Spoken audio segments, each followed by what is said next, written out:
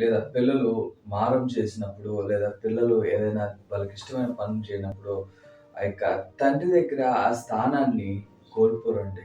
మళ్ళా తండ్రి దగ్గరికి ప్రేమతో, తల్లి దగ్గరికి ప్రేమతో వెళ్తప్పుడు అయన్నీ మర్చిపోతారు. ఎందుకు జరిగింది అంటే, ఆ యొక్క కొలస్సి 3:20లో చూసినట్లయితే, దేవునికి ఏదిష్టమయ్యా అంటే, మాట వినినప్పుడు ఇష్టం. ఎవ్వరికైనా కూడా అది ఏ సమయమైనా, ఏ స్థితైనా ఆయనకి ఎవరిష్టమయ్యా అంటే మాట వినేవాళ్ళు ఇష్టం. అవునా గదా!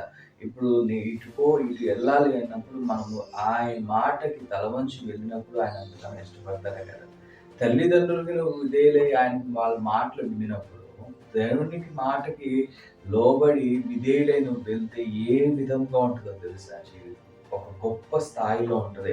అది ఏదైనా తక్కువైన కుమారుడు చూసాడు. ఈ లోకం ఏం చెప్పుద్దో తెలుసా అండి? ఈ లోకం ఏం చెప్పుద్దంటే దూరంగా జరగమని చెప్పుద్ది. అలాగే మనం చూసామండి. తప్పిపోయిన కుమారుడు తప్పు చేశాడు, పాపం చేశాడు, దూరంగా వెళ్ళిపోయాడు. మళ్ళా ఒకానొక సమయంలో దేవుని దగ్గరికి వచ్చినప్పుడు, అదే వాళ్ళ తండ్రి దగ్గరికి వచ్చినప్పుడు ఏం చేశాడో తెలుసా? దగ్గరికి తీసుకున్నాడు, హత్తుకున్నాడు. వాసన వస్తుంది నువ్వు వెళ్ళిపో అని చెప్పలేదు గదా! చెప్పలా ఎక్కడ.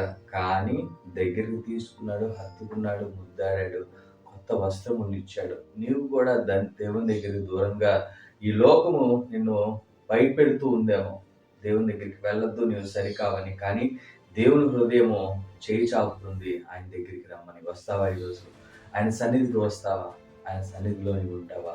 నువ్వు తప్పిపోయినా సరే, నువ్వు ఆయన మాట వినడానికి ఇక నుంచి సిద్ధంగా ఉంటే నిన్నటి రోజు తీసేయండి. మొన్నటి రోజు తీసేయండి. అయిపోయిన రోజు గతం తీసేయండి. కానీ ఈ రోజుని చూడు. ఆయన మాట వినడానికి నువ్వు సిద్ధంగా ఉంటే తప్పక నీ జీవితాన్ని మారుస్తాడు.